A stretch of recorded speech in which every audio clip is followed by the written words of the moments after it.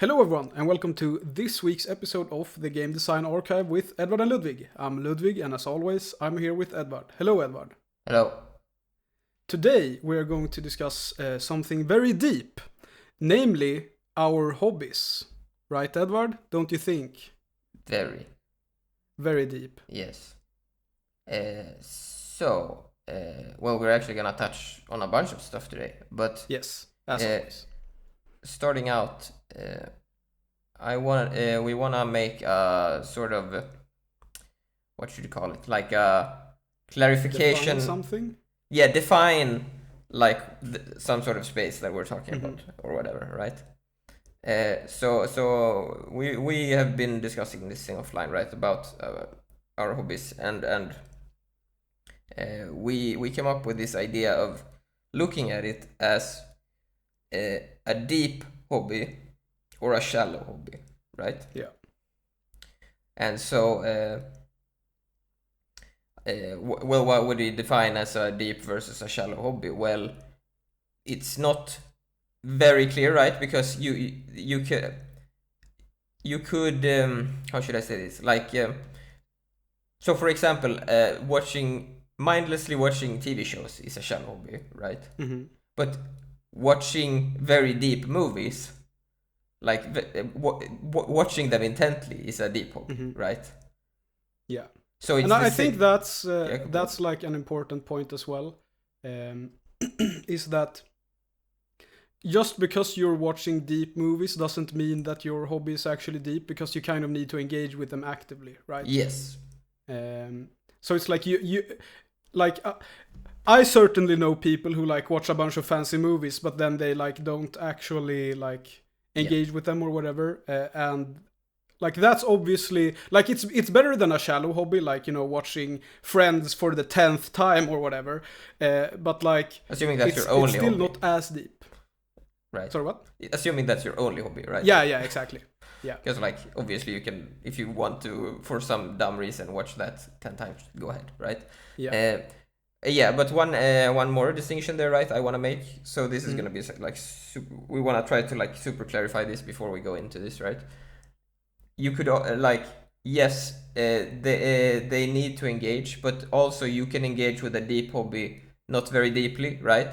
So let's say for various reasons, right? For example, you maybe don't have a lot of time, right? Maybe you want to watch deep movies, but you only have 30 minutes a week or something, right? Then you're obviously not gonna get better at it very fast, if that makes sense. Yeah. But you can still actively try to get better at watching deep movies, I guess. Yeah. Right. And so that's the sort of distinction we want to make in the gaming space, right? Yeah. So and I think, or sorry, yeah. No, go ahead. Yeah, so I think that's like very important to do when it comes to gaming, because like for a lot of other hobbies, like they tend to be like maybe not either or, but like if you look at something, I think a lot of them have both, actually. But yeah, true. But there, I guess it's more on the shallow spectrum. If you look at something like, you know, watching TikToks, for example, I would say that that's always a shallow hobby. Yeah. Like, I can't imagine someone watching TikToks in a deep way. No. Right. And so what my point was that, you know, gaming has a lot of potential to be both a super shallow hobby, but also potential to be a super deep hobby. Yeah. Entirely depending on which kinds of games you play and like how you engage with them and so on. Yeah. Yeah, and I like on the shallow end, I think it's like it can get like turbo shallow, whatever. Yeah, it's like even worse than ones. watching TikToks, Yes, basically. yeah. Yeah, absolutely, yeah. Yeah, but if we compare it to like, obviously some don't have as much shallow. I'd say like, I don't know, playing music or sports or whatever, right? Maybe you could play them in a more shallow way or engage with those hobbies in a shallow way, but it's harder, right? I would argue. I mean, yeah, I would say, like, if you take playing piano, for example, I think that playing piano, like obviously at a point it becomes shallow if you just like keep doing the same stuff over again. Like if all you do is learn Twinkle Twinkle Little Star and then that's all you play and you count that as playing piano, then obviously that's not a deep hobby. But like right, but that's what a lot of gamers do as well. By the yes, way, yes. Mm-hmm. on that are on the deep, in quotation marks, deep side, right? Yeah. They like plateau and then yeah. argue. Maybe we should get into that as well, actually, at some point in this video. Mm-hmm. But yeah, so obviously, what games do we mean? Well, we mean the kinds of games we usually bring up here, right? Mm-hmm. There's obviously more, and like one thing I like to clarify, I guess, is there is obviously games that we don't find that interesting, right? That you can still create a deep hobby from. Mm-hmm. Not all of them, of course, but like you get what I'm saying, right? Where there is genres like, that are outside. I would say something like Factorio, for example. Yeah. I'm not into like Factorio style games whatsoever. I think they're super boring. Yeah. But like I see what people who play Factorio are doing, right? They're doing some insane shit. So that's not shallow. At least from my understanding, because maybe like I haven't played them that much, so maybe they are shallow and I just haven't experienced them. But like from the outside, looking from the outside, they look like deep games. Yeah. Yeah. And so yeah. Go ahead. What do you want to say? I was just gonna add to that, which is interesting. The thing you just brought up earlier, like it got stuck in my brain, right? Because I feel like a lot of those people, not only the Factorio people, but like they are included, right? They also suffer from this where it plateaus, right? They don't keep challenging themselves, if that makes sense. Yeah. I think that's a general issue with games because of this, because the perspective in general on games is that it's a shallow hobby. Even though people say that the games are deep and important, but no one thinks that actually, right? Yeah. Or like there are people obviously, but not. It's very few that think that. If you say to someone who doesn't play games that you love playing video games, they think that you are a child who is wasting your time, basically. Yeah, well, I mean, even with the people that's like, those people, I think you brought it up last time, like people that are like, I'm a gaming connoisseur, Oh yeah, and I only play Red Dead. Yeah, I don't even think those people actually believe that games is a deep hobby. No. I mean, certainly, like, if you look at those kinds of people, if you show them, like, Final Fight, they would say that that's shallow, for example. Yeah. Because they only think that these, like, movie games are real, like... Yeah, that's my point. They don't want the game to be deep, right? Mm-hmm. That's my point. They just want the movie experience. Yeah. The one time through experience, I guess, or whatever. Yeah. Yeah.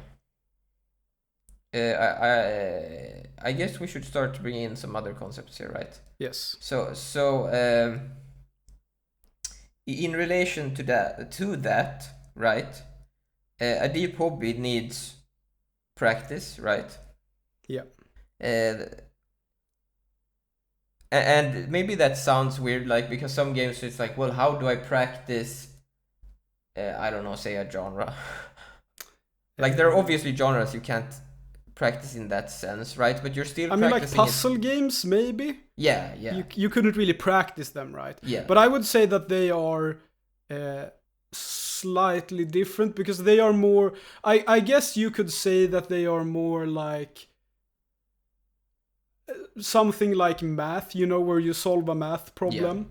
And like you get better at math in general, but you don't practice at that particular problem, if that makes sense, right? Yeah. Maybe that doesn't make sense. But my point is that, you obviously don't get a lot out of playing a puzzle game over and over and over again. Because it's like, yeah, sure, if you like play it once and then wait a few years, you might get something out of it, right? But if you like play it 10 times over in like the span of a week, by the 10th time you're gonna know all the solutions to the puzzle, right? But that I would say counts more into the like, okay, by playing puzzle games you generally get better at playing puzzle games. Yeah, exactly. And like maybe making a comparison to movies again makes it more clear, like, right? Because we talked about deep movies, right? Yeah. And the way you get better in quotation marks at deep movies is you actively engage with the movies, right? Yeah. So it is sort of a practice, right? Yeah. Because it's sort of a, I think the what defines it is effort, right? It's basically if you're putting effort into it. Yeah. Yeah, like active participation, you can say. But for this point that I wanted to bring up, we like I'm talking about specifically games where you can practice, right? So sort of like the piano example, right? Where you can actively sit down and practice, right? So the distinction we want to make here is top down versus bottom up practice, right? Or skill. That sounds pretentious. Yeah. And what do you mean? We mean by that? Well, it's the distinction between. So you brought up Final Fight, right? It's the distinction between going in stage 1, grinding until you get to the end, right? That would sort of be bottom up, and top down would be. I'm gonna look up guides and I'm gonna, I'm gonna learn every trivia thing about the game, right? Yeah. Every fact, every fact, right? And so obviously, with both of these, right, you can clearly see that you want a bit of both, right? But I find that a lot of people struggle with the bottom up part, right? Yeah. They see that as bad, but the top down part as good, right? Yeah, that's actually very interesting. If I may butt in here. So I had because we obviously believe in like the we believe in practice, right? We believe that you get better with time. Like if you watched our previous podcast, you will know that like if you're bad at something and you practice, you will become good at it, right? That's our like point of view. But one thing that I find very interesting with this like top down versus bottom up practice thing is that so for example, top down practice would be like learning a super complicated strategy game or whatever. And like in this example, the strategy game isn't very deep. It's just like super complicated, I should say. Spiders got mad when I said complex last time. Just kidding. So yeah, like a super complicated but not very deep strategy game, for example. And what I find interesting is that I've like spoken to people who like actually say that like complexity is good because it means that because everyone can learn complexity. Which to me is a very interesting incorrect point of view to have, in my opinion, right? Because they are like of the opinion that skill is static. Like you are born with the talent to play action games or whatever. You are born with the shmup talent, and if you have the shmup talent, you're good at shmups automatically. And if you don't, you are bad at shmups, and you can't do anything about it. Can I get those genetics? Yeah. So from their perspective, having a game that requires bottom-up practice is bad because, like, not everyone can play it, right? That's sort of their perspective. It's like, but that perspective makes a lot of sense because you see that with all other hobbies as well, right? It's like, I don't have the piano genetics, so I can't play the piano or whatever. Or I don't have the football or soccer genetics, so I can't play soccer or football, right? Yeah, exactly. People say that all the time, right? Yeah, but my point is that, you mentioned previously that like the bottom-up part of the practice is underrated often. And I think that is because this mindset is so prevalent in gaming, where it's like, I am bad at action games. Like, I have bad reaction times, therefore I can't play Dark Souls or whatever people would say, right? Yeah, the slowest action game in the universe. Yeah, exactly. And like, my point is that because this mindset is so prevalent in gaming and among gamers, I think that's the reason why top-down practice is overrated, right? Because well, it's overrated because it isn't as interesting as the bottom-up. Yeah, true as well. But like, my point is that I think gamers and game designers want more like games that are heavier on the top-down practice stuff. Yeah. I think that's also why something like Vampire Survivors is very popular right now, or Vampire Survivor likes, because like all of the complexity in that game comes from the build, right? That's all there is, and you can look up a build online, right? That's sort of my point. But you can't really, if we go back to the bullet hell shmup example, you can't really learn how to dodge the bullets well by looking up a video online. Like, you might learn a few tricks and what do you say? I forgot what tips and tricks. Yes, sorry, I completely forgot. You might learn a few tips and tricks on like how to practice and like how to hold your hands or whatever. But I just want to interrupt. To be clear, those can be huge sometimes, right? If you have the right amount of bottom up, and you're at the point where it's like you get one tiny top-down thing, and it's like right, and then it's like you skyrocket. So obviously you want knowledge as well, right? It's just the balance is out of whack. Yeah, exactly. But my point is that, with Vampire Survivors likes, for example, I think the reason that we are gravitating towards that type of game is because of this top-down practice view. Yeah, it's like a skill that everyone can learn, quote unquote. I want to stop, or not stop. I want to like counterpoint one of your points, which is that you said that gamers want it this way. I think it's just people in general want it this way. Yeah, not like it's a mindset thing about bottom-up practice in general, right? Not just for games. Is my point, right? Yeah. So I guess we should talk a bit about practice. So obviously, I don't know about. Well, I know about. I don't know why I said I don't know. I know what you play. So I basically only play games where you spend most of the time actively practicing these days. I don't know what. I don't know why I say I don't know about you. I know what you're playing. I know that you're doing the same. Yeah. And I think, I was about to say for me, but I know it's a bit like that for you as well. Yeah. Like, I didn't always used to play games that require a lot of practice all the time. No. Like I would still play them from time to time.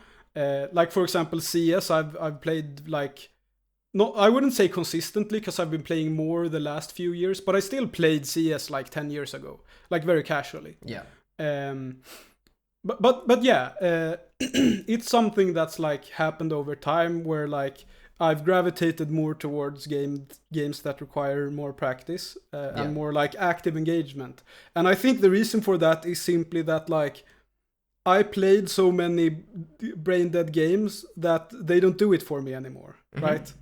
It's like you only have to try it once, and then you're exactly. It's like the dopamine addiction. The dopamine addiction design. It's like I need so stronger drugs than that, man. That doesn't work on me anymore. I've built up tolerance, so I need like the hardcore stuff. Yeah, but no, that is true that you see that, and again, not just in games, where if you do actively engage, right, then the surface level stuff usually doesn't interest you, right? I see that for other stuff as well, right? Like we mentioned, movies, right? People that watch really deep movies, they're not really into, Yeah, like if you watch a lot of deep movies, then watching a Marvel movie like isn't an interesting experience. No, exactly. Yeah, it's like actually torture. And I feel like with gaming, it's the same way. Yeah. Yeah. So I guess.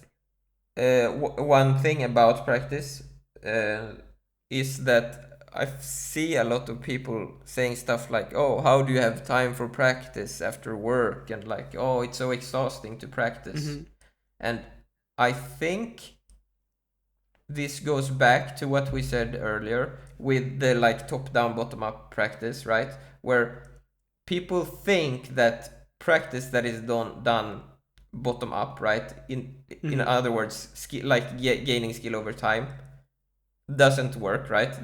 Or at least maybe they, I don't know. Do you think they think that it doesn't work at all, or like, I don't know. I think they like underestimate it. Yeah. So because I think most people realize that like if you play a game more, you get better at it. It's just like the extent to which that's true. I think most people underestimate. Yeah, but I think. Oh boy, this is getting very like abstract here. But I think, like going back to the piano, right? A lot of people will say, for example, oh, I can't play with two hands or whatever. Mm-hmm. I think I've even brought up this exact example in the past, where it's like they say, oh, I can't play with two hands. Mm-hmm.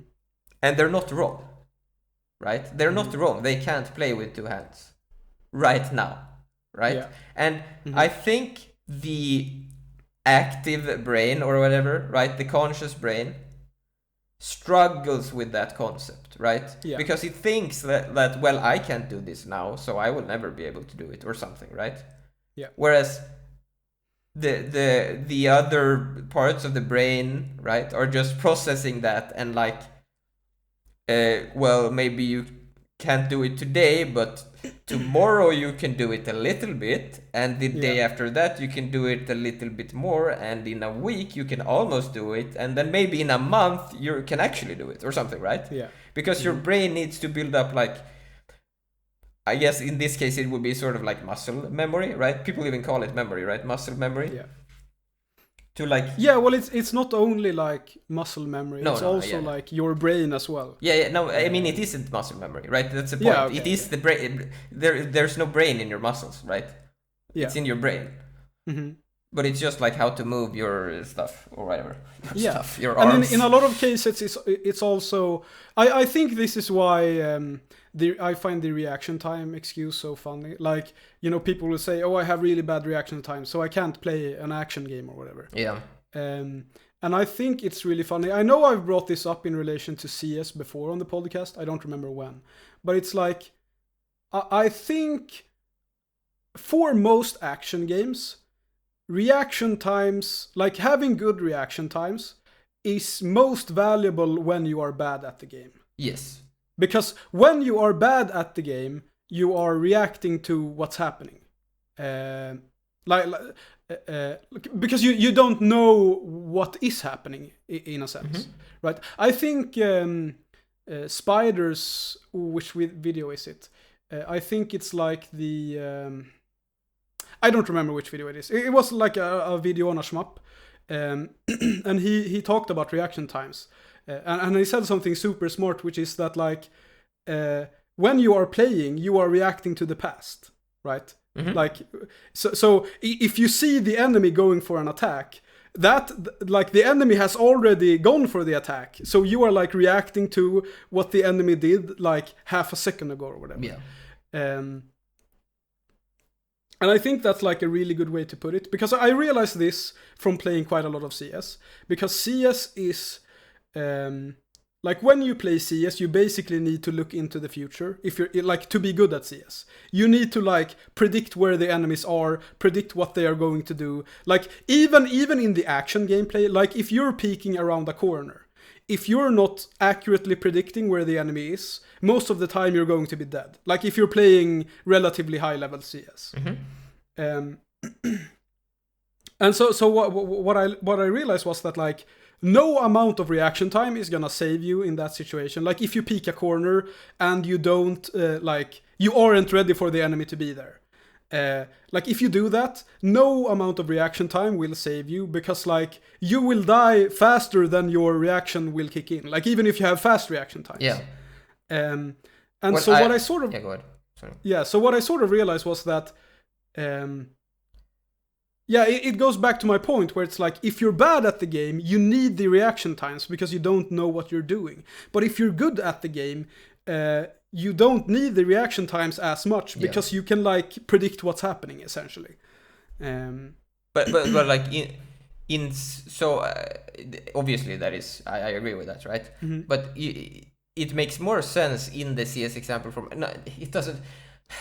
I'm saying this wrong. My point is like if we compare CS, like you could. You couldn't make the argument. I don't know what I'm trying to say. My point is, if we compare it to shmups, right? Because I see the same argument with shmups. In shmups, so like, yeah, okay, now I know it. So like you said, you would need inhuman reaction times, right, to solve it for CS, right?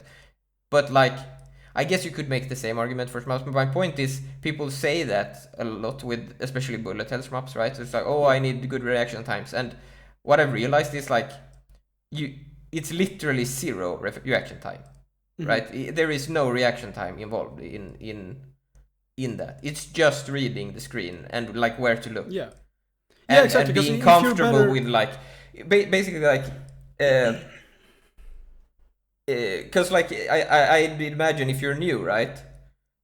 You will look like at your character all the time, for example, in a shmup, or maybe like at the enemy. Which is not at all where you want to look, right? Because if you look at your character, you don't have enough time to like process what's going towards you, if that makes sense.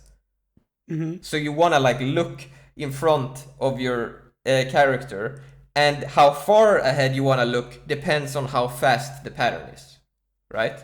Because you need more time to, in quotation marks, react, right? It's not reacting, it's like reading. But if it's a faster pattern, it's generally not as hard to dodge it. Do you get kind of what I mean, right? Where if it's going fast, it's usually like you go to the side and then you don't need to think about it more because it's going fast, right? So you just need to make sure you dodge it. But if it's slow, then you need to look closer to your character because you might have to dodge it again or something, right? Because it's going, I mean, if it's spinning or whatever, there's whatever. I think you get what I'm saying. So yeah, but like going back to what you said, in like when you don't know how to read patterns in a bullet hell, reaction times will help you, right? Because you are, I don't know, like if you're bad at the game, I mean, reaction times will help you, because if you don't know how to read the pattern yet, then you can get by. Like if it's not like a super hard pattern, you can get by reacting to it as it happens. But I guess my point is that the difference, I think it's comically small in CS as well, so never mind. But like it's comically small, the difference is my point. Because if you can't read what's going on, you kind of don't know where to dodge, right? Yeah, but that's the thing about CS. That's like makes it a perfect example as well. Because if you're bad at the game and you're playing against people who are also bad at the game, then you will both be like reacting to each other. Yeah, but like you will run around the corner and you will be surprised, like, oh fuck, there's a guy there. But the other guy will also be surprised, like, oh fuck, there's a guy there. Yeah. But like if you're good at CS, if you're running around the corner and you're like, oh fuck, there's a guy there, you haven't even had time to have that thought because the guy headshotted you before you could think that. But my point is that I don't think reaction times matters in those cases as much as people think. I think like in the bad player example. Oh, okay. I think it's like in that case it's like ping. That's decide to win. Yeah, true. That's right. Ping has more impact on that level than their reaction times, I think. Yeah, but so going back to the original like point we were gonna make that we didn't do, which is that people say that the practice is exhausting, right? And I think it's because of this mindset, right, where they're self-judging, right? Yeah. So when they feel exhausted because they feel judged, right? They're not approaching it as how much like okay, I know how to say this. Like they'll play a shmup or something. I don't know. We're using shmups as examples today. They're playing a shmup and they'll like play from the start because they're gonna clear it today or something. And then they're or maybe they practice a boss or something. I don't know, right? But the point is because they can't do it right now, that's sort of like judging them, right? It's sort of what we talked about with Pronogo last week, right? Where it's like players feel judged, right? And I feel like that happens in single player games as well. Yeah. Because in single player games there is not even another human that can, you're not even competing with another human, you're just competing with the game. Mm-hmm. And so I guess the point or argument we want to make is that if you approach practice in the same way that you approach, should we call it research? I guess we could call it research, right? Yeah, sure. So if you approach practice as you approach research, which I usually do, and I think you usually do it as well, right? Mm-hmm. Then it's not exhausting, right? Because it's Yeah. like, you know what? I played Mushihime-sama yesterday. I fucked up on the final boss. I guess I'll sit down and practice the final boss for an hour today, Mm-hmm. right? Yeah.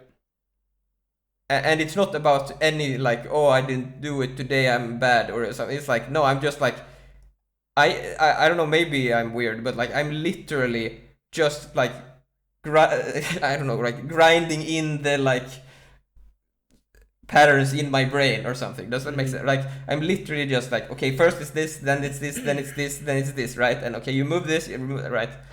Yeah. Yeah, no, I think that's very interesting because I a lot of times see people who like are still interested in like games as a deep hobby, right?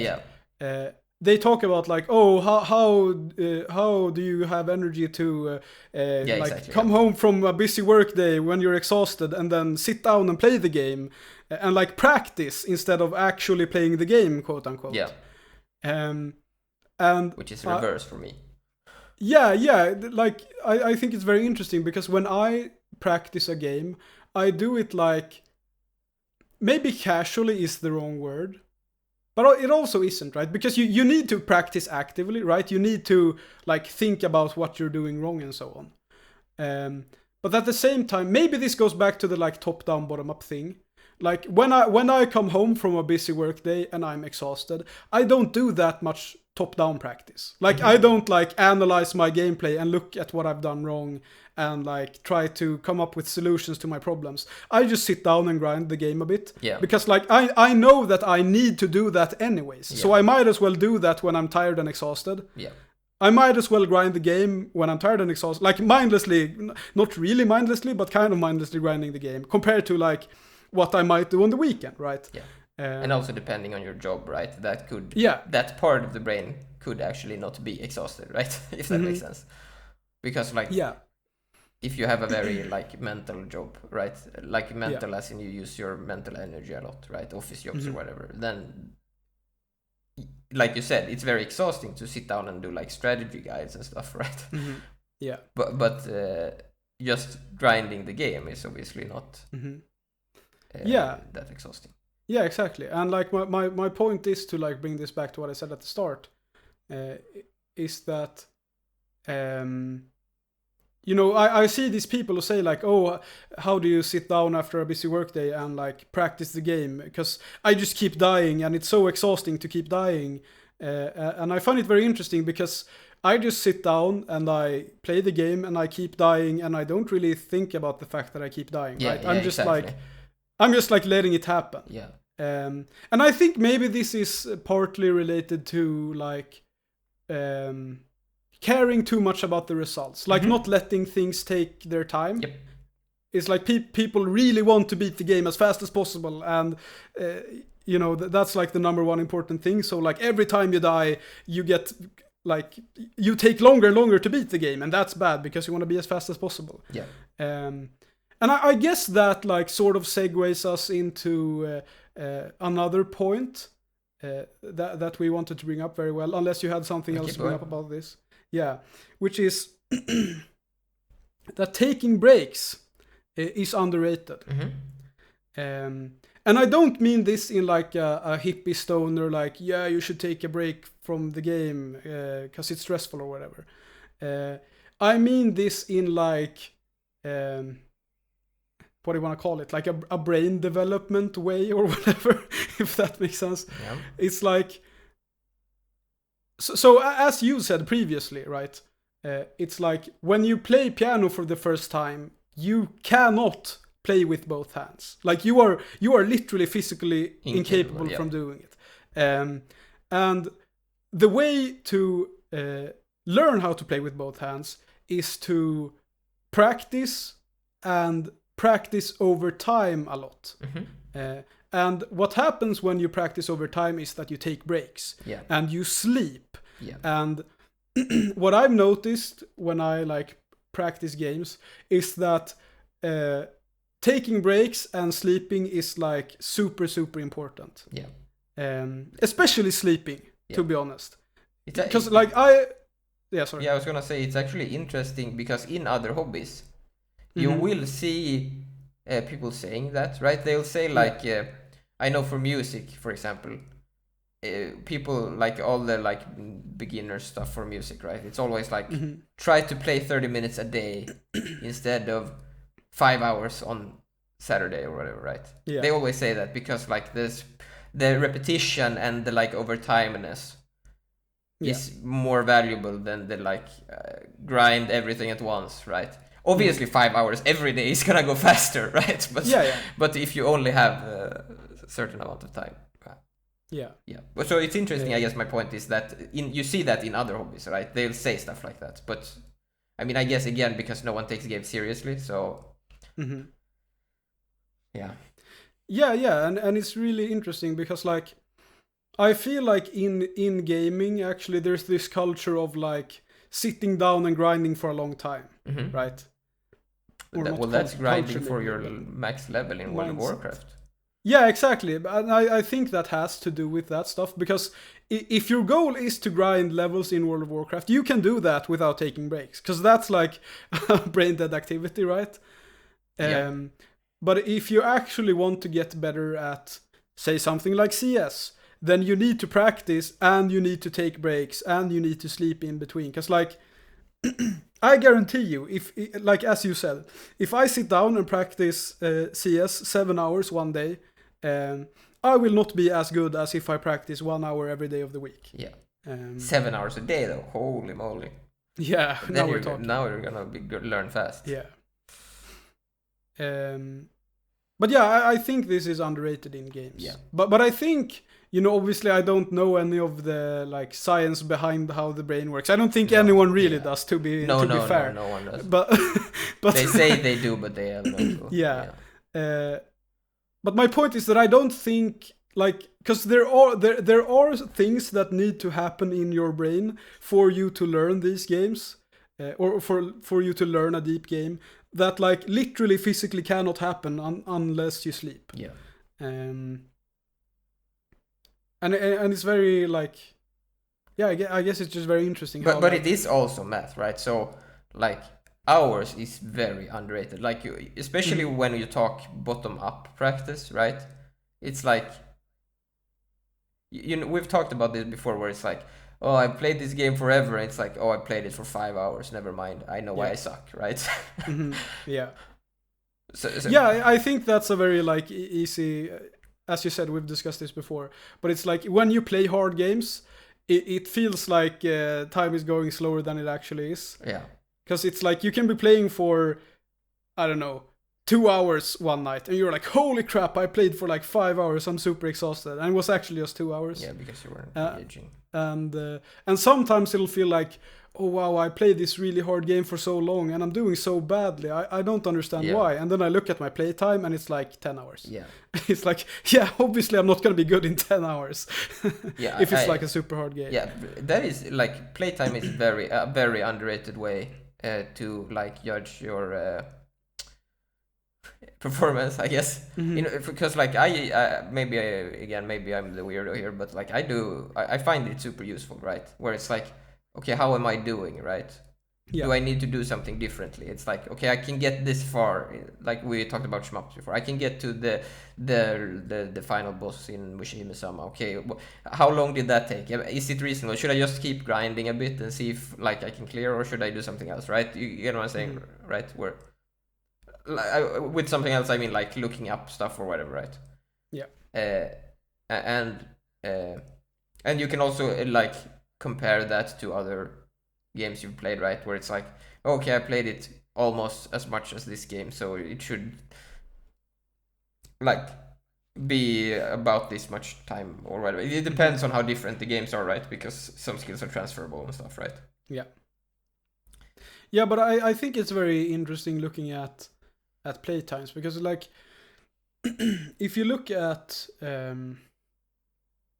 say like a reasonably difficult run-based game that maybe takes somewhere between 30 to 50 hours to beat, like the game is maybe 30 minutes to an hour, but it takes like 30 to 50 hours of practice. If you haven't played anything like it before. Yeah, exactly.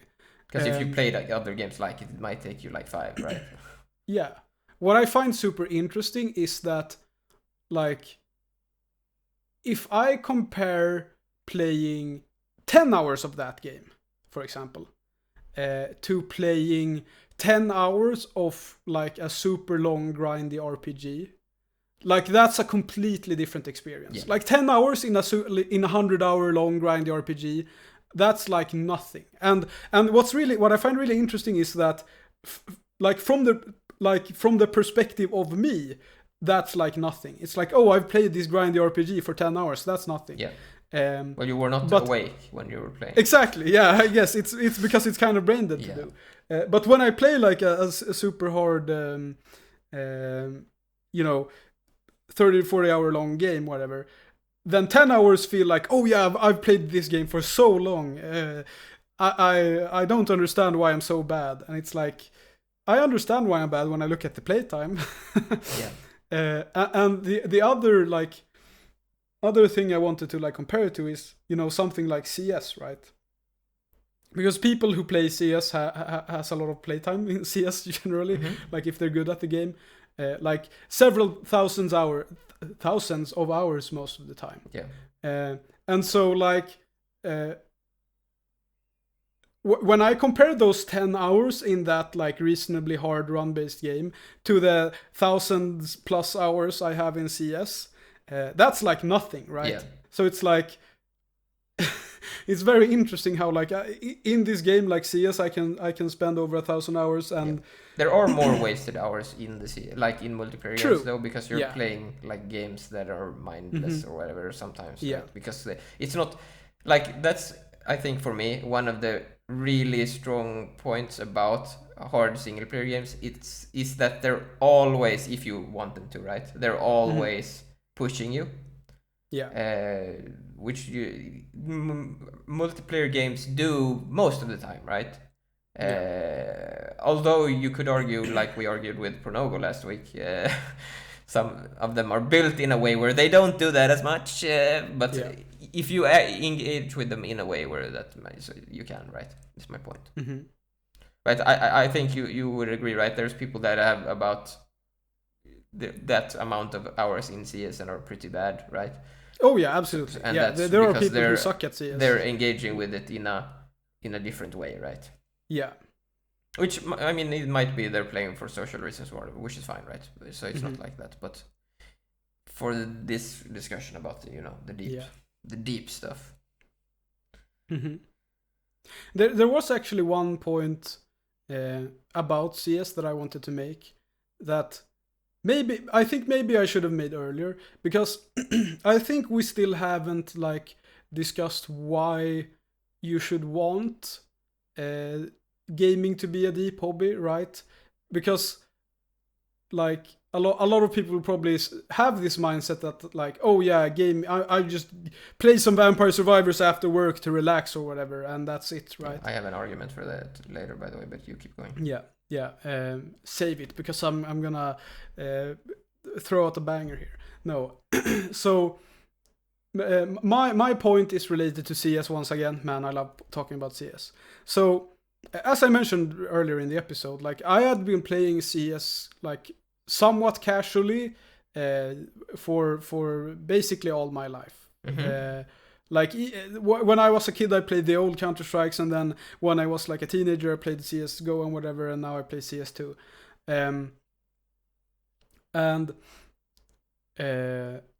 What I find really or rather the reason that I think deliberate practice is so important is actually something that I realized when I like started taking Counter-Strike a bit more seriously, because I've always been like fairly average at CS. Not great, not bad, right? But then like a few years ago, I stumbled upon like a YouTube video or whatever where someone explained counter strafing and a few stuff like that, a few things like that, which are essential skills to have if you want to be good at CS. But no one had ever, like, I didn't know how it worked, or no one had ever explained it to me or whatever before. But I was like, this guy seems to know what he's talking about. I guess I can like try to practice the way he said you should practice. And then I like went on to a practice map and I practiced the counter strafing and I did some like aim practice that he recommended as well. And like I basically like over a week got like way better at the game. Yeah.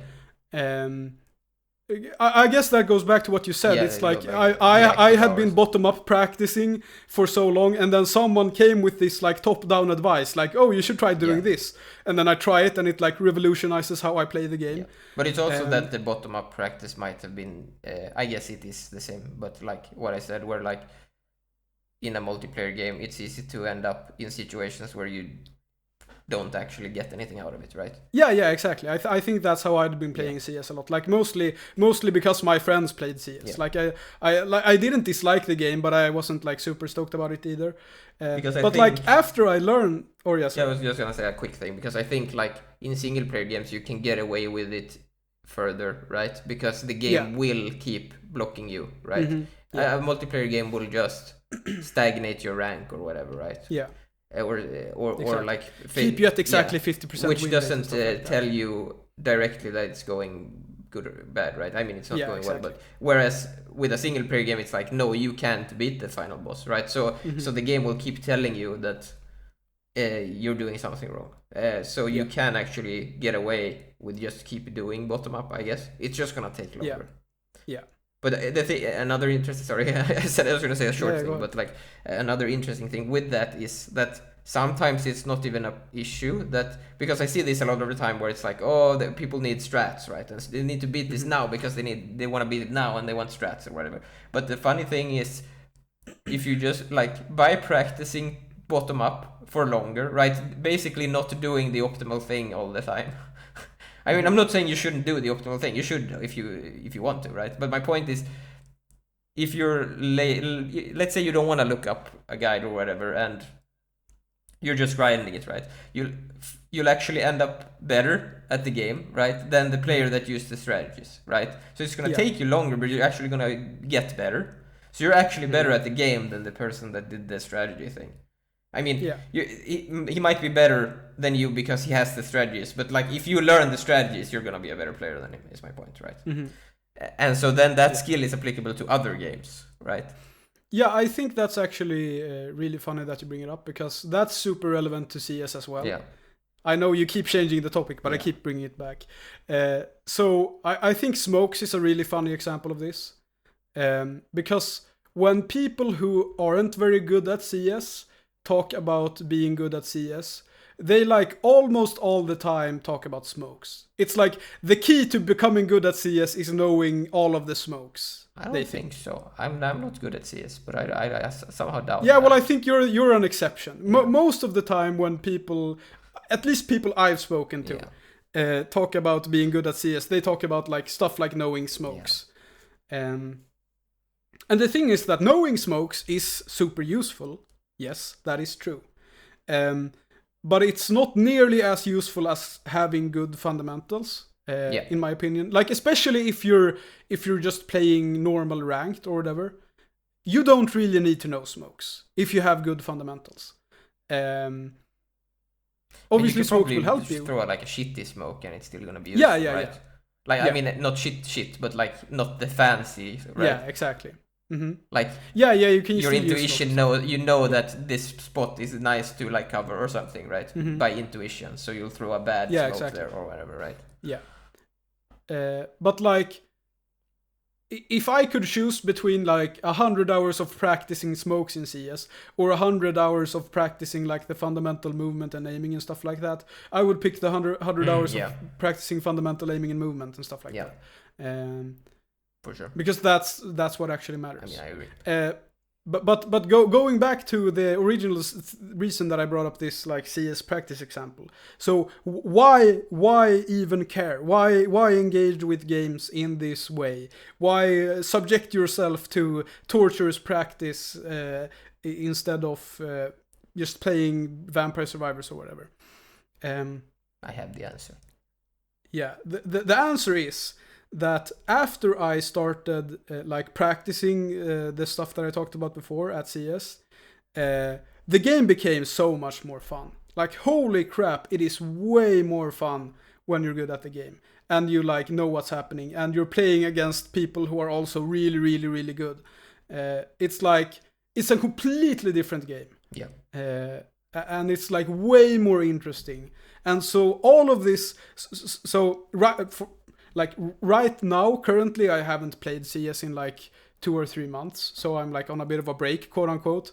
But like when I actively play CS, which I do for like a few months a year every now and then, I always practice actively. And the point isn't that practicing actively, like I go on to like a practice map and practice the stuff on my own. And like, I'm not talking practice like playing the game, like playing a matchmaking game or whatever. I'm talking going onto a practice map and doing the aim practice and doing the counter-strike practice and doing the whatever practice. And sure, that's not as fun as playing the like actual game. But the thing is that if I do that, playing the actual game becomes way more fun. And way more interesting. And way more meaningful, I would also argue. Yeah. I actually have one point to that I don't know if you agree with, but so obviously I agree with what you said.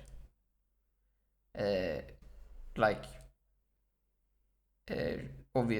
I've been playing mostly shmups, right, recently. I say recently, like the last 2 years. but I mean, the enjoyment playing a shmup today compared to 2 years ago, right? Yeah. There is no competition, right? Yeah. Just because of like, I mean, you feel like a badass or whatever, even though I'm still garbage.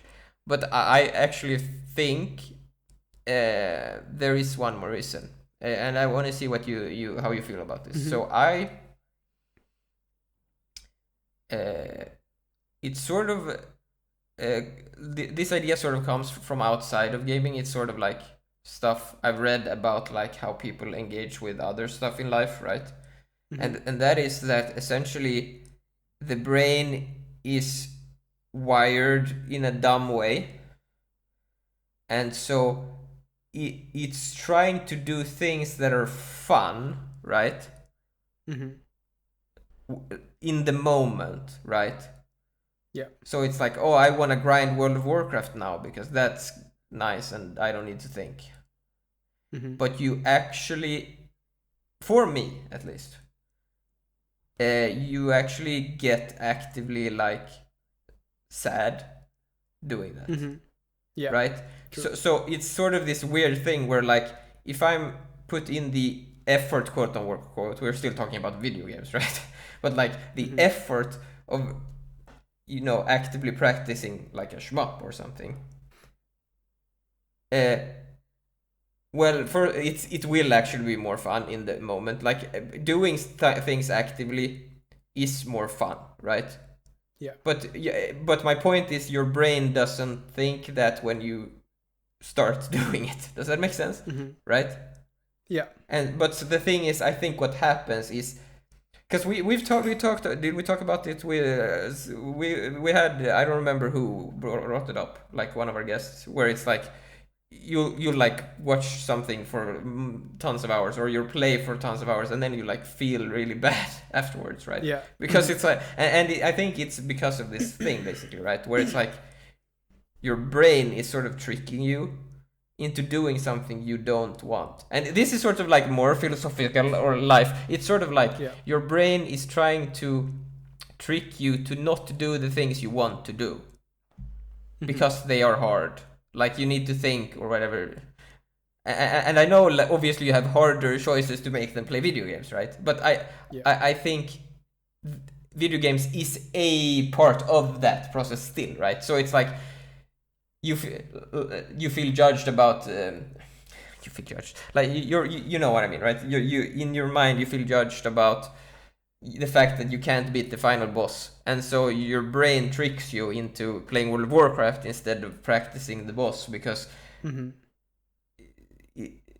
it's trying to escape the like bad feelings of losing against the hard boss. I guess that got a bit too deep, but I think you sort of get what I'm saying, right? Yeah. No, I agree. And obviously, this applies to other things as well, right? More seriously, like obviously, the depth of this is not as deep in video games, right? Because like it's still fun, at least for me, to like do it. But I think there is some sort of, especially like with runner-based games, right? I think there still is some pressure, right, or whatever. Yeah, coming from the fact that you can't beat it or whatever. That maybe that got too deep. I apologize to all the viewers. No, I think it's fine. Yeah, like I guess I get what you're saying. Like, that's actually a good point. I know I make really good points all the time. No, I think especially, like, obviously everything you said was a good point. Yeah, I know. Don't worry. But especially the thing about like run-based games, I think maybe that's one of the reasons why people love checkpoints so much, because like with a checkpoint, progress is always guaranteed. Right? With a checkpoint heavy game, it's like you just need to get to the next checkpoint, and like from the perspective of the player, it's always possible to get to the next checkpoint. You just need to be a bit lucky, or you need to have like a good run or something like that, right?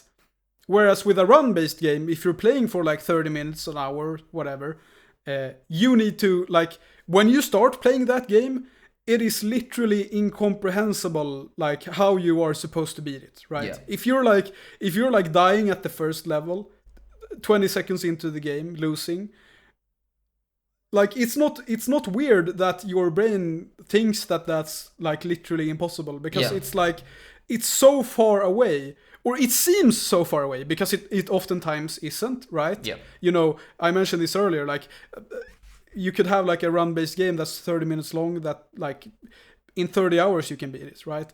But like during those first 20 minutes or whatever, that game is gonna feel like, probably even the first 2 or 3 hours, that game is gonna seem impossible, because like you're so bad at it, and there's so much of the game that you need to get through. Whereas, you know, with a checkpoint-based game, you just need to beat the level or like get to the next checkpoint. But I mean, and sometimes like, those checkpoints are pretty rough as well, right? And then people get upset. Like, but I think through the years, games have been like gravitating towards more checkpoints. Oh yeah, but like then there are games coming out that are checkpoint based that are not that, you know, like Hollow Knight Silksong, right? Everyone is mad. Well, because that's mostly like it's pretty chill with the checkpoints. It's mostly like the swamp area. That's but I mean, you still have but to do the entire boss without a checkpoint or something. Yeah. Like that. I don't know. I mean, there's different levels to this. Obviously, we think that's totally reasonable, right? But if your reasonability level, whatever you call it, is you know, you can just keep shoving until, you know, it breaks. Then something like Silksong might be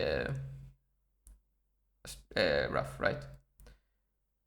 Silksong is probably still palatable for those people. I think no, one it better isn't, example. and it isn't.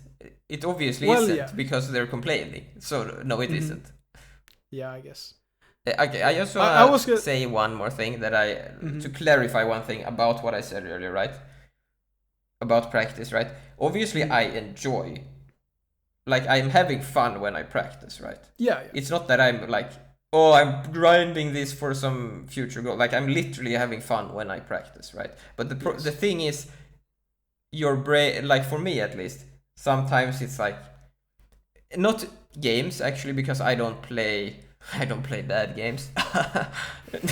But like sometimes, I'll sit down and I'll be like, should I watch a YouTube video or should I play the game I want to play, right? Yeah. And everyone knows how this feels, right? It's like, okay, I think I'm gonna watch the video, and then you watch the video, and then you're like, fuck, why did I watch the video? Fuck, I watched the video, no. But if you play the game, you're like, fuck yeah, I played the game, and I beat the thing that I was like, I beat the boss I was practicing 3 out of 5 times. Fuck yeah, I got this soon or something, right? Yeah, it's sort of that difference. That was sort of a like less abstract and weird way to say what I said earlier. Sorry. Yeah. Continue. I guess you could say that playing video games should be like going to the gym, which is something we've said on the podcast before. I don't remember when, but I feel like that's a very, very like good way to look at it. It's like going to the gym it's like going to the gym is fun, right? No, that's sort of you're wrong. Going to the gym is never fun. However, being at the gym. Okay, you are correct. Yes. It's never fun when you wake up and you have to walk there. That's never fun. I guess that's sort of like the big takeaway is that like people who go to the gym a lot, they don't like, obviously they partly do it because of like, oh yeah, they wanna have big muscles or whatever. But like most people who go to the gym, and that includes me because I go to the gym not to flex, is that the reason they do it is because it's fun, right? And it's like it's this thing that you get better at with time. I think that's one very like, I don't know what you want to call it, like healthy part of gym culture is that it's very like self-improvement focused. It's like, oh yeah, we're going to the gym because we want to be like the best versions of ourselves or whatever. And we want to be like strong and have big muscles and we want to be good at stuff. And I feel like we need a bit more of that in gaming, I guess is my point. But it is interesting that when you bring that up, because I feel like a lot of people approach that in the wrong way as well, right? And they end up, they struggle in the same way that they struggle with games, right? Where they'll go there, like you said, because they want big muscles, but not to have fun. Right? So then they quit. Well, usually those people don't end up with big muscles. No, they quit. That's my point. Yeah. And so like the people that go into something like Final Fight and go, I'm gonna beat this game, they're probably gonna quit, right? But if they go in like, I'm gonna have some fun right now, then they end up staying. Yeah, if that makes sense. Yeah. And I think one very like interesting point as well about the gym comparison is that anyone who goes to the gym will tell you that like the goal is not to lift as heavily as fast as possible. The goal is to like build up like what's it called? Muscles. Well, yeah, I guess you could call it that. But like build it up over time, right? Yeah. Be consistent. Like go consistently to the gym for a long time. That's how you get results. Yeah. You don't get results by going to the gym and instantly lifting like 100 kilos because you're gonna injure yourself or whatever. You exactly. Get some bad injuries and then you can't lift at all. Exactly. And I feel like with games, a lot of people approach games in that same way. It's like, I'm gonna play this game and I'm gonna beat it at once. Yeah. And it's like, no, you're gonna play the game for like 5 weeks and then you're gonna beat it. I mean, I think that actually is very applicable because like it goes back to what you said about breaks and sleeping, right? Where someone is, grinding the game to the point where they, in quotes, break, right? Yeah. Because they're not making progress right now, right? Because they're I don't know, let's say they grind 8 hours of Final Fight, right? And they're like, why am I not beating the game? Or it's like, well, if you spread those 8 hours out on 8 days, the like improvement would be, Yeah. And if you do that for a year, holy crap, you're gonna I be good mean, at Final Fight. you would have beaten the game earlier. Yeah, you would have beaten the Yeah, game yeah, long yeah, ago. long Yeah, ago. true. Like, but like that- you're that gonna is, be good at the game. Like that is also a thing, right? People, we say that like, oh, play all these hours, like thousands of hours of CS, but like these single player games, I mean, yeah, I don't want to put hours on it because like obviously there's different levels of skill level, but like I think almost anyone can get through these games fairly quickly, right? Yeah.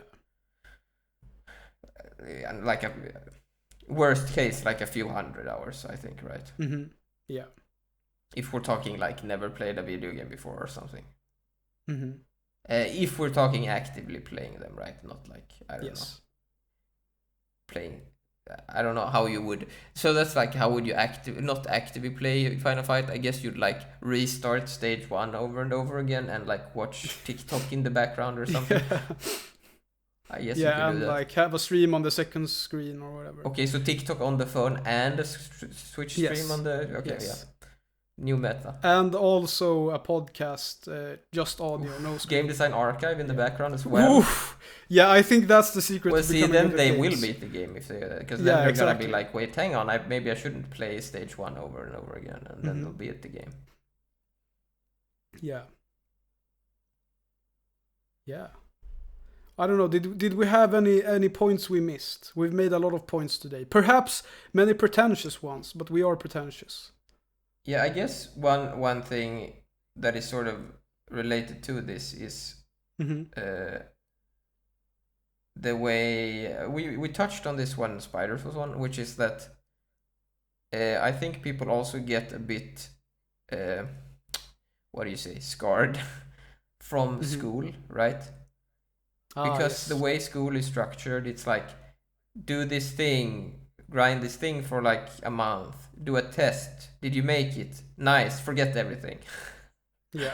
And like, I think that is partly why people are so, skill averse.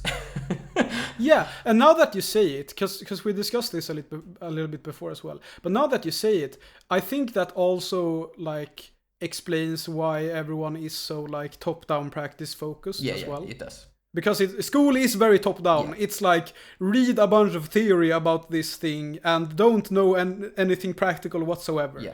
And so yeah, I think you have a point there where it's like, I know, I always have a point. School teaches us to be this way. Yeah. Yes, so because like for me, I don't know about you, but for me, like, and this time I mean it, not like earlier in the video. You know that for me, sorry. What was I saying? Oh yeah, school. Yeah, like skills that I've actually learned from school, I actually like didn't learn in school. Like I had to like relearn them later, or like it was years later when I realized that thing, like how that thing works or something, right? Yeah. So to me, like school was very not useful. I don't know. Yeah, no, it's the same for me. To some level, obviously you want. I mean, I'm not saying you shouldn't go to school, right? Like obviously you could say like, oh, I learned like addition and stuff in school. That's true, probably. I mean, I learned a lot, but the point is that it wasn't learned through the way the school doing tests and stuff. and the way the school is structured or whatever, right? It's more like, oh, because I needed this knowledge, right? It stuck around, and maybe I learned it like years later, or because this like we've already mentioned, these things take time, and that's I think that is sort of unacceptable in that system, right? And so people get trained to think in that way, whereas like, no, like learning, like so when I learn things, like not just in not just in Red, oh my god, in general, right? Not just games. I usually have a period in the beginning where I like do it a lot, right? And then if it's something I care about, I'll like have a period in the middle where I do it less, right? Yeah. And that is deliberate, by the way. So it's like, I'll do it. I mean, it's not deliberate that I'm doing it less, but it's like it's deliberate that I keep doing it even though like I'm not as, I shouldn't say interested, but you get what I'm saying. Like I'm less enthusiastic about it, right? Yeah. But let's say maybe it's a skill like I need for something, right? Maybe some like programming thing or something, right? I don't know. But like, and the reason I do it that way, and it goes back to bottom up practice, right? Where there will come like, I recognize that I can't just learn all of this now, right? For multiple reasons. One is I can't learn all of it now, and maybe I don't have time to learn it all now, right? But then also that over time things will sort of clarify themselves, right? And so what will happen later is that over time I might engage with that more, right? At some point, because I start to understand it, right? Yeah. If it's something complicated. Yeah, I also think this like ties into motivation a little bit. Because this is something that I've realized with like going to the gym and stuff. It's like I go to the gym very regularly. Yep. Like 3 days a week. I've been doing it for like 7 years at this point. Nice. I don't know. No, probably not 7 years, but like 5 years or something. And it's like for all of that time, like obviously I've had like some breaks when I've like injured myself or been busy with other stuff or so on. But in general, I've been going to the gym very regularly. And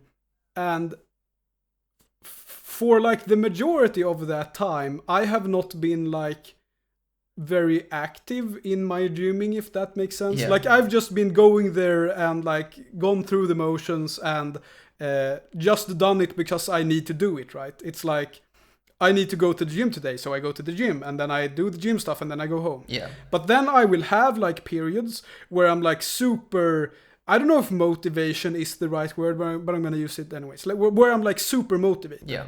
And so like I like take it very seriously and I'm like, okay, now I'm gonna push, like I'm gonna go for a new max and whatever. Yeah. And so I'll have these like, it'll be like this roller coaster is perhaps the wrong word, but like I will have some periods where I take it more seriously and some periods where I don't take it very seriously at all. But the thing that's very important is that even though I have these long periods of time where I don't take it very seriously, it's like it's still very important that I go to the gym during that time because I am like maintaining my level, right? Because that's one thing I see with a lot of people who go to the gym. It's like they take it very, very, very, very, very seriously for like a month.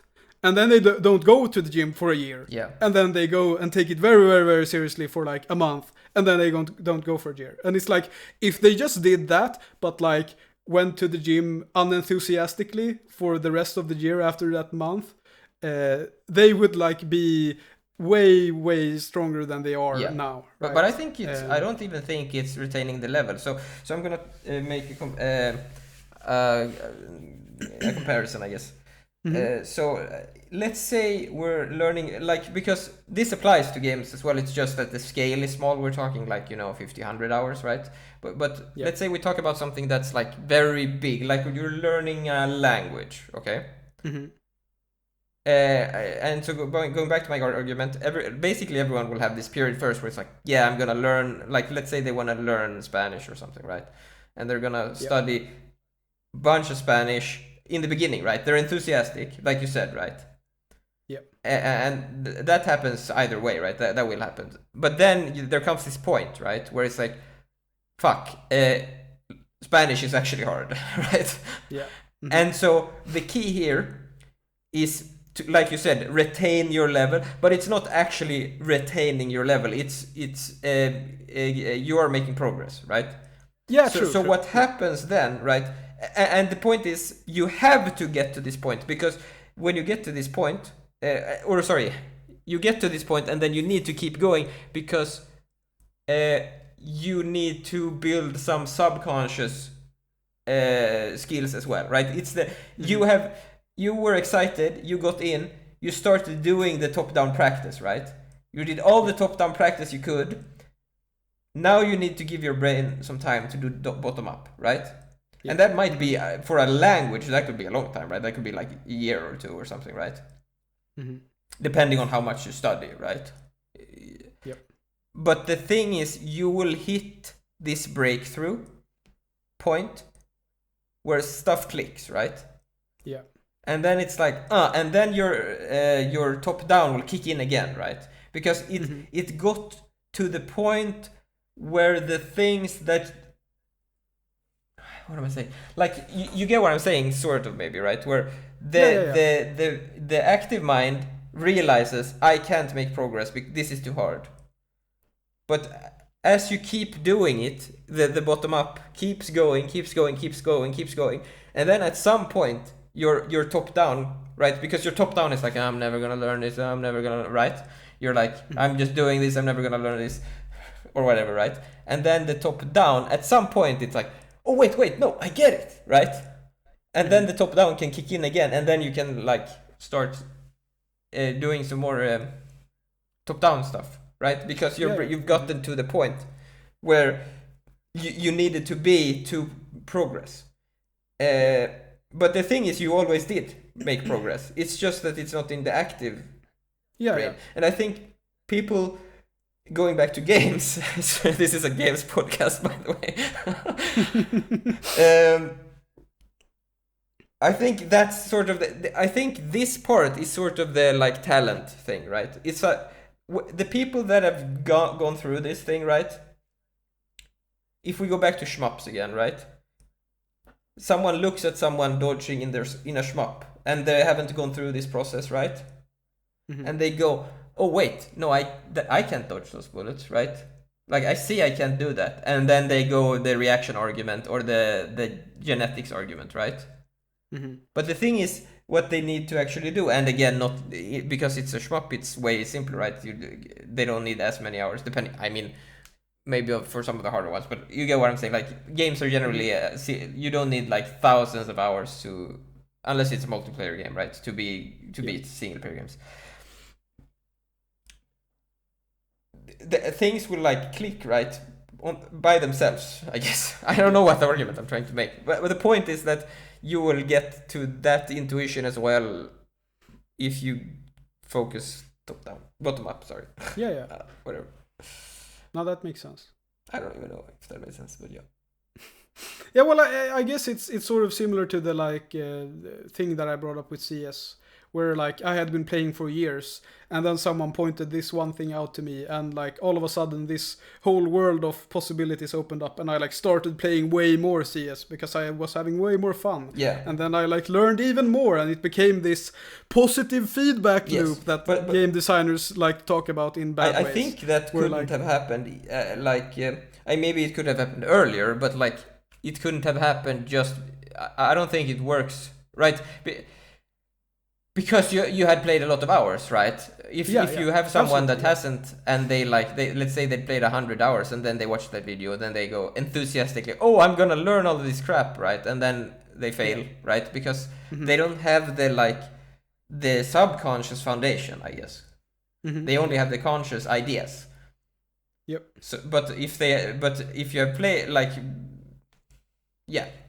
that's my point, I guess, right? But since you played a lot, you built the subconscious foundation, but you needed, maybe that wasn't the perfect foundation, but it was enough to apply the ideas, right? Yeah. So that you could build more on the foundation. Mm-hmm. Yeah. I don't know if we made anything more clear about the last 20 minutes, but I think we did. Oh boy. Yeah. Sorry, everyone. Yeah, if you don't understand what we're saying, you're gonna have to sleep and then rewatch the video and see if you understand every day. Yeah, until you understand. We're joking, but that would probably work in some. Yeah. Like, I mean, you would I don't think what we're saying is that deep. But no. But what I mean, like, off topic thing, right? But I have rewatched things, right? And it's like, like, just by the passing of time or whatever, like I obviously you look at things differently, but it could also be like you've learned more stuff, and it's like, oh, I understand this on a like more like higher level, I guess, or whatever. Yeah, that's actually a good point. I feel that way a lot with like programming stuff. Yeah. Where like I will look up like how to do something or a technique for doing something or whatever, and I will be like, holy crap, this seems super complicated. What the fuck? I can't bother doing this. Yes. And then I like reread that same article or rewatch that same video like a year later, and I'm like, oh wow, I can do this in an afternoon. This is no problem, because like I've had time to like, I guess partly it is become better at programming, but also like I guess it's been subconsciously brewing there for like a year or whatever. But I like, I'll have even like I'll do like what you said. I'll watch something, but I will understand it, right? I'll be like, yep, I get how to do exactly. that, and I'll do it. But then like I'll come back to that a year later, and I'll go, wait, no, I didn't get it. Now I get it, right? Yeah. And then another year, and it's like, wait, no, I actually I didn't get it, but now I get it, right? And then one more year, and it's like, now I get it, right? And it just keeps happening. Yeah. Yeah. That's why everyone should rewatch all the episodes of the Game Design Archive once a year. Once a year. No. You don't have to do that. Unless you want to. You can do whatever you want. You don't have to watch I mean, most of you have probably already turned off this, so. True. Yeah. But yeah.